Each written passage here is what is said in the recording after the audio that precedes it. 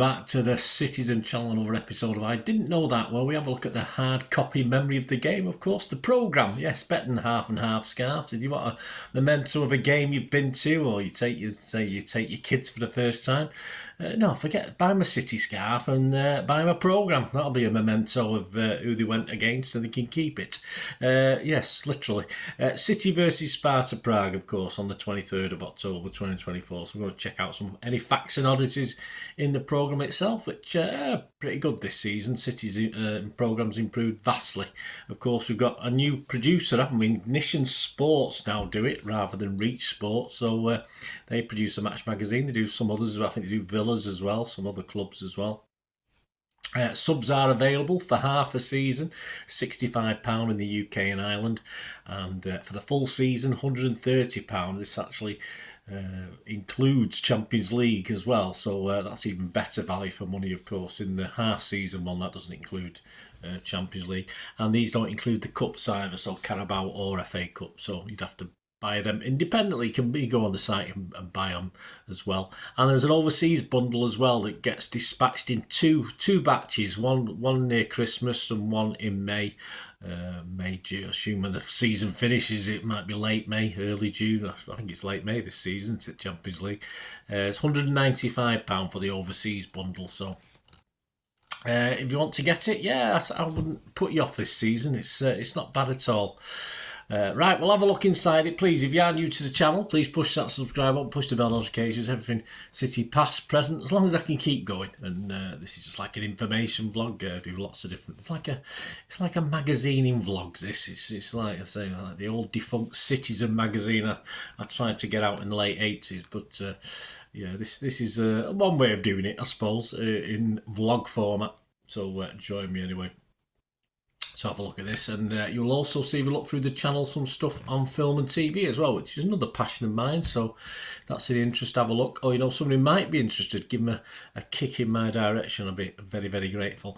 And yes, it's you can, if you like what I try and do and you want to support the channel, plus stay tuned later on. I'll tell you ways you can do that, and it's just be a few seconds of your time. It doesn't. We do have sponsors, we do have memberships, etc. But stay tuned later for information on that.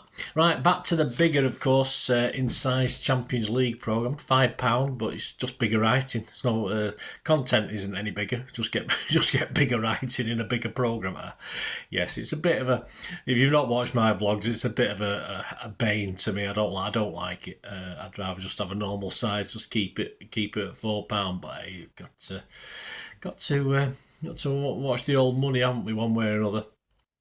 What didn't we know, or what did you know, or what didn't we know that we forgot, or whatever. Anyway, about City, interesting to see a Stonesy comment that we've worked hard on set pieces after this Wolves game, of course.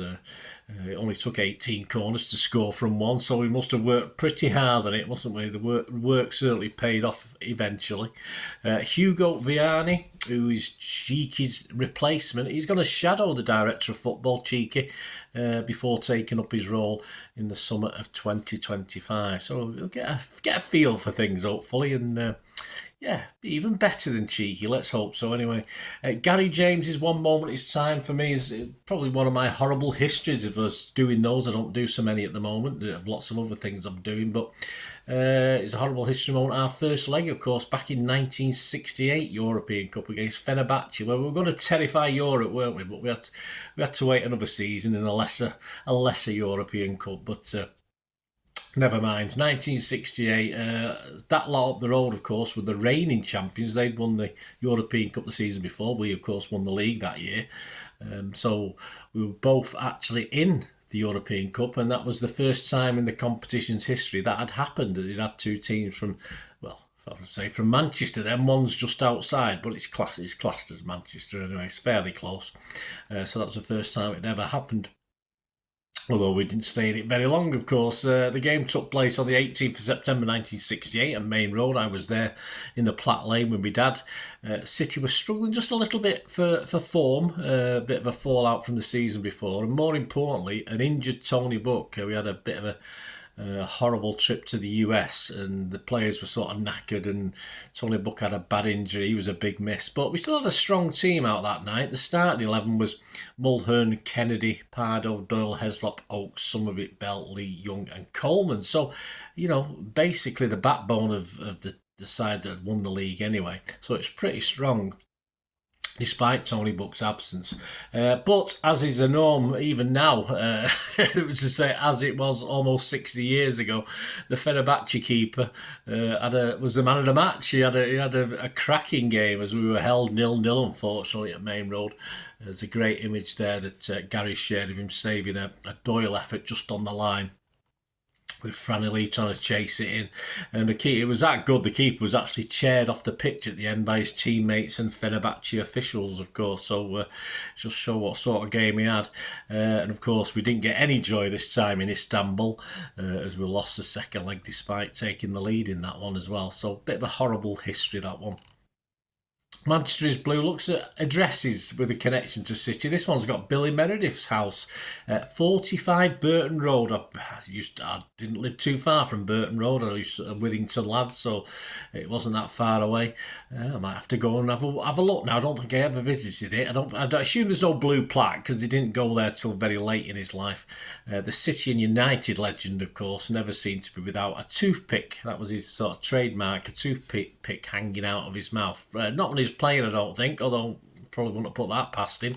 After football, he did various things. He had a lot of failed businesses. He tried to run pubs and do different things, and he sort of never quite worked out. He wrote newspaper columns, he starred in adverts, he even did a silent movie that is now currently lost in time. You can't actually watch it, it's there, it's on Internet Movie Database, but you just can't see it.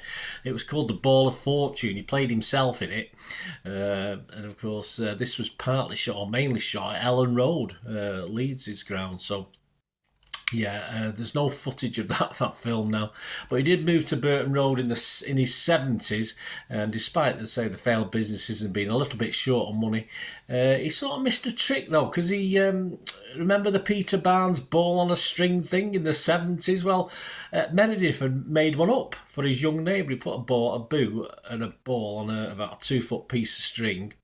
He'd watched this lad play at junior level, and he said he needed to improve his dribbling with his right foot, so he gave him this ball on a string and told him to run around with it and never let the string tighten, so he could keep it near his boot. So there you go. If only he'd marketed it, he might not have been as short for money in his old age, unfortunately. Picture Perfect captures a great moment from that win in Bratislava, of course, as Pep congratulates his scorer McAtee's first ever senior goal, of course, for City. And I just think it's nice for Walker's smile as well in the background. It's just, you can just tell how pleased the Bob, Pep and Walker are for the young lad. Really nice image, that one. City Plus subscribers, I don't subscribe. I only ever subscribe at the start of the season when we've got some friendlies coming up. But City Plus subscribers can now watch our film, a documentary on our boy from Stockport, of course.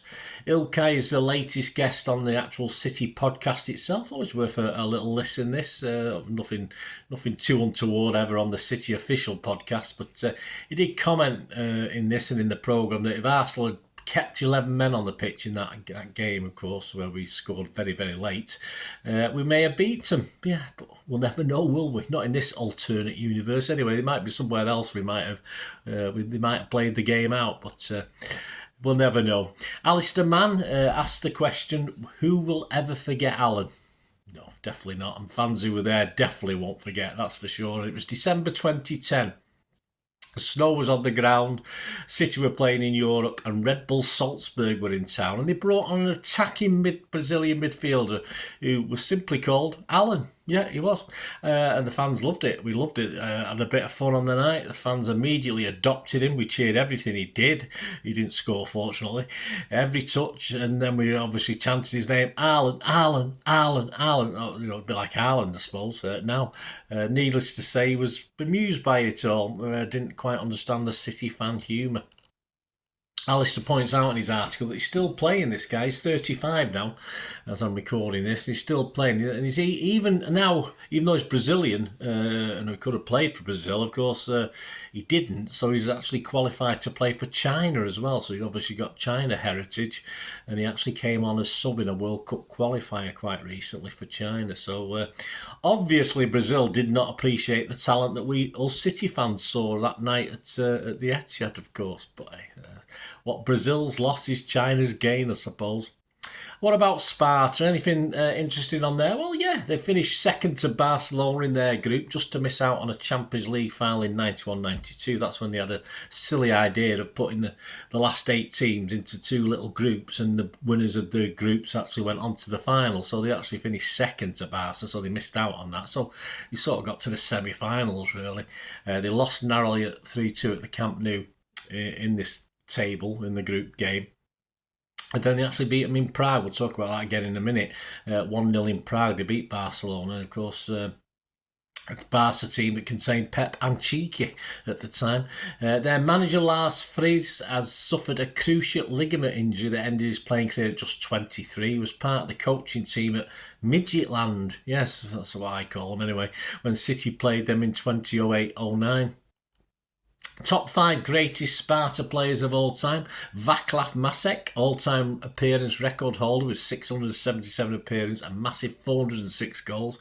He held a World Cup record as well for 40 years. He scored after just 16 seconds against Mexico for the Czechs, so obviously it's been beaten now. Thomas Rosicky, only a brief stay at Sparta. This Czech Footballer of the Year 3 times. He had 3 Czech titles to his name and a Bundesliga title with Borussia Dortmund.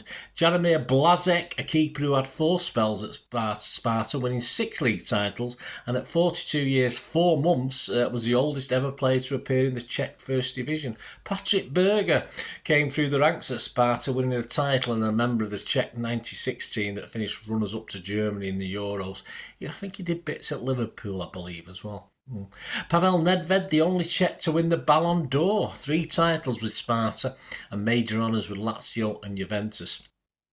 What about City and Sparta? Anything we didn't know? Well, we've got the 6 degrees of separation, which is a bit tenuous sometimes, but we started with Bernardo, who scored against Arsenal in 2018, which was the Blues' last goal against Petr Cech, who 1 season at Sparta set a record of 855 minutes without conceding a goal, and a Czech poll rated Cech the second best Czech player behind Pavel Nedved, who won a Serie A title and Euro Cup Winners' Cup, playing alongside, no secret about this one, we didn't pay him any secretly anyway, Roberto Mancini, who signed Gael Clichy from Arsenal, where he was a teammate to Thomas Rosicky. I told you it was a bit tenuous at times. After winning the FA Cup with Arsenal, he finished off his career at Sparta. He's now football director, and when he became football director, he vowed to get Sparta back in the Champions League.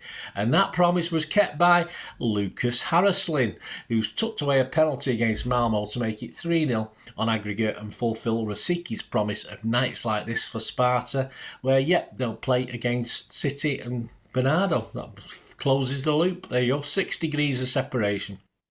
April Fools and Football Kings is a great little piece by Simon Curtis about Sparta's European pedigree and City's at the time non-European trips in the same period.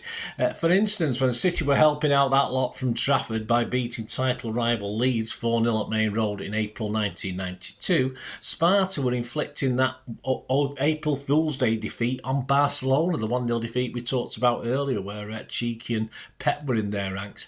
And also, remember 8th of December 1999, well, me and my lad do, because we were there at Main Road that night.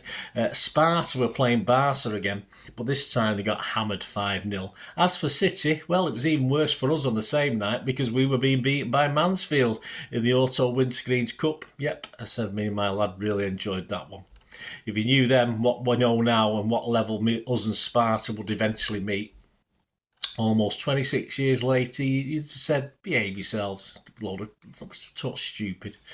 There you go, guys. Hope you enjoyed this little look. I didn't know that. I'll look inside the City versus Sparta Prague programme from the 23rd of October 2024. I hope you found that interesting. Let us know any memories you've have peaked. Remember Alan? Of course, were you there for Alan? Were you there for that Auto Windscreens? Were you one of the 3007? Were you part of the other 3005? Apart from my lad, and obviously me and my lad as well. Let us know your memories, guys, and please, if you like what I try and do and you can help support the channel, please stay tuned. Hope you enjoyed the feature, and yeah, if you can support me through the subscription, if you can subscribe, guys, that'd be wonderful if you've not already done so. We do actually have memberships at the moment, just 99p a month, so you get access to all my city stuff, including all the history vlogs, dozens and dozens not been published yet that you get immediate access to, and every time I do a edit and do a vlog, you get immediate access to it as well. So you can have a copy of scripts as well if you want any hard copy of the sort of things I do on matches and teams and managers and players, etc, etc. So if you can join the membership, that'd be wonderful. We do have sponsors at the moment. Piat6505 are our current sponsor. They have a little eBay shop, so if you check in the comments section, there's a link there to the shop. They sell movie posters from the 90s and 2000s. They sell DVDs, some classic Hollywood movies, some classic foreign language ones. And if you do see anything you fancy on there, if you do place an order, just mention me, just say Bernard sent you, and you automatically get 10% reduction in the cost of your order. So fill your boots, guys, and my thanks to Piat6505. And yeah, if you want to support the channel just by watching the ads, that helps. Watch the ads, let them play through while you just have to check your phone or something, let it play out. And of course, if you follow any of the links, that always works as well. If you follow a link to one of the ads and you fancy something, I've done it myself. I've followed a link and actually purchased something from another organisation. But it can happen. It can happen. Not all ads are stuff you're not interested in. And of course, if you can give us a like, guys, that would be absolutely fantastic. All the likes are much appreciated. Anyway, thanks for watching. Until the next time, of course, I only ever ask one thing, don't I? Please, I ask you all to stay safe, especially you Blues. Until the next time, come on, City. Bye for now.